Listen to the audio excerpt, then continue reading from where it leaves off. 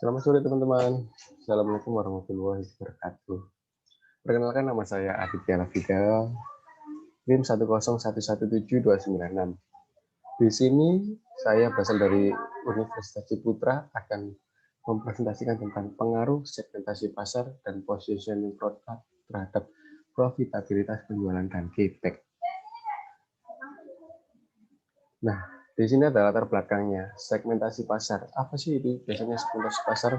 Segmentasi pasar adalah suatu bentuk pemakaian kelompok, pembeli atau konsumen yang mempunyai kebutuhan, perilaku, dan karakteristik yang berbeda-beda, atau biasanya disebut dengan heterogen.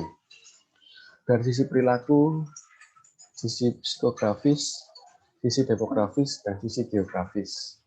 Dalam pasar khusus, sehingga nantinya sebagai satuan pasar yang homogen, serta dijadikan sasaran pasar menggunakan strategi marketing mix tersendiri. Segmentasi pasar yang dilakukan ini berperan penting dalam upaya meningkatkan pemasaran produk secara terarah.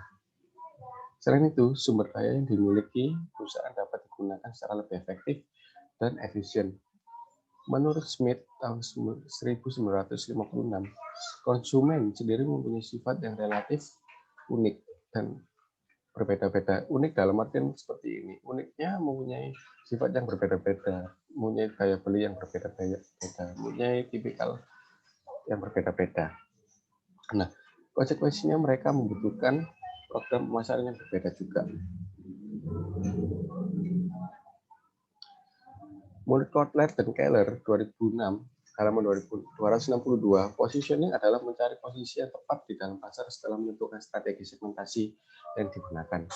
Positioning dapat diartikan sebagai langkah perusahaan untuk mendapatkan produk pada pikiran konsumen di mana perusahaan tersebut memiliki ciri khas yang diunggulkan dibandingkan dengan pesaing. Permasalahan yang dialami oleh proyek bisnis Danki sendiri adalah kurang efektivitasnya dalam menggunakan segmentasi pasar, dalam menentukan calon customer yang disasar, dan kurang maksimalnya profit yang didapat saat melakukan penjualan produk di media sosial maupun di lapangan secara langsung. Hal ini merupakan salah satu masalah yang dialami selama proyek bisnis Danki sendiri berdiri. Dan kurangnya pengumpulan data. Hal ini perlu dilakukan dengan cara yang pertama, melakukan survei. Nah, di sini kita bisa melakukan survei dengan cara mengumpulkan data-data dari konsumen dari segi umur, terus gen, terus dari kekayaannya mungkin, dari kebiasaannya mungkin, itu bisa kita menentukannya, lihat itu dari situ bisa.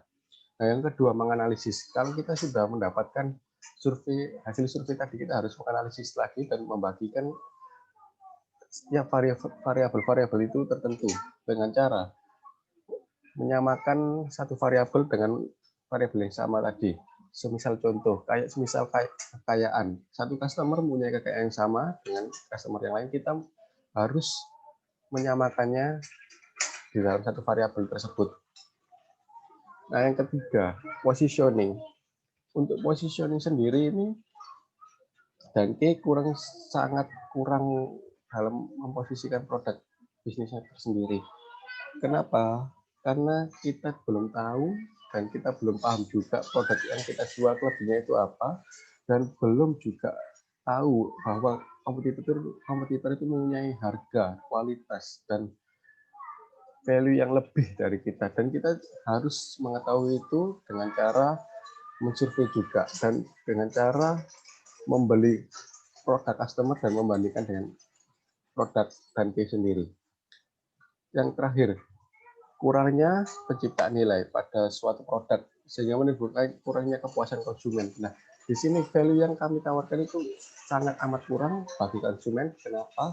Karena kami hanya menggunakan bahan-bahan yang layaknya pembuatan tes selayaknya itu dengan bahan drill, kanva, dan lain-lain itu. Dan kami masih bingung juga untuk penempatan value yang kami tawarkan kepada customer. Seperti itu.